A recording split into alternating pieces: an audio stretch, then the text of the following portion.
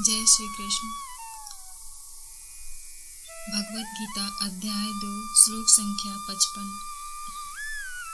प्रजहाति यदा कामान सर्वान् पार्थ मनोगतान् आत्मन्यवात्मना तुष्ट स्थित प्रज्ञस्य ततोच्यते।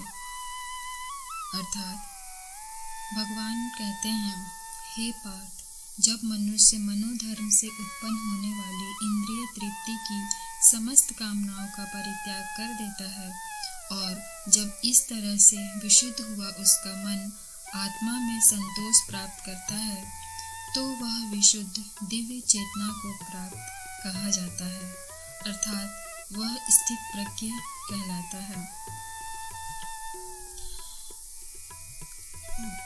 श्री कृष्ण के कहने का तात्पर्य है कि मनोधर्म से उत्पन्न होने वाली कामनाओं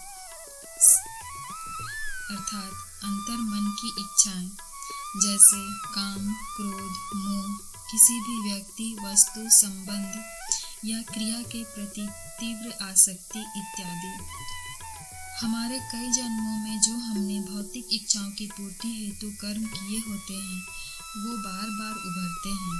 उसके प्रभाव हमारे मन पर पड़ते हैं और उसे करने की इच्छा होती है।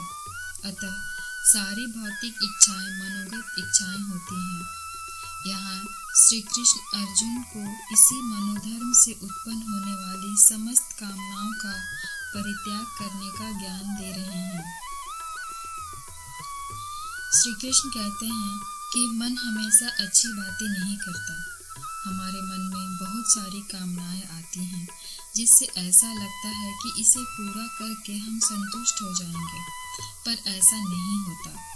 यदि हम एक कामना को पूर्ण करते हैं तो शीघ्र ही दूसरी कामनाएं उभरने लगती है, परंतु यदि हम ईश्वर की भक्ति में लीन हो जाते हैं और लंबे समय तक ईश्वर की भक्ति करते हैं, तो अन्य कोई इच्छाएं हमारे मन में नहीं आ पाती, और यदि कभी आती भी हैं तो उन्हें नियंत्रित करना हमारे लिए आसान हो जाता है। हम उस अवांछित इच्छाओं को भक्ति के द्वारा पराजित कर सकते हैं।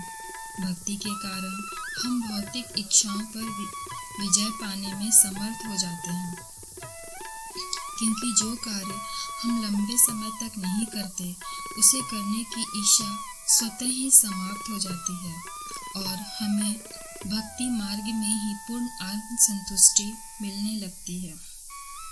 और इस तरह जब भक्ति के द्वारा आत्मा को संतुष्टि मिलने लगती है, फिर हम मन की इच्छाओं को बड़ी आसानी से त्याग सकते हैं। अतः हमें भक्ति मार्ग अपनाना चाहिए और किसी भी परिस्थिति में उसे छोड़ना नहीं चाहिए।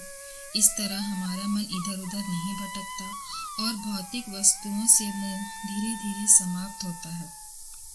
इस तरह जब हमारी बुद्धि चेतना आत्मा में स्थित हो जाती है और इधर उधर नहीं भटकती, स्थित प्रज्ञ कहते हैं। अतः ऐसा मनुष्य निष्काम कर्म के द्वारा ज्ञान में स्थित हो जाता है।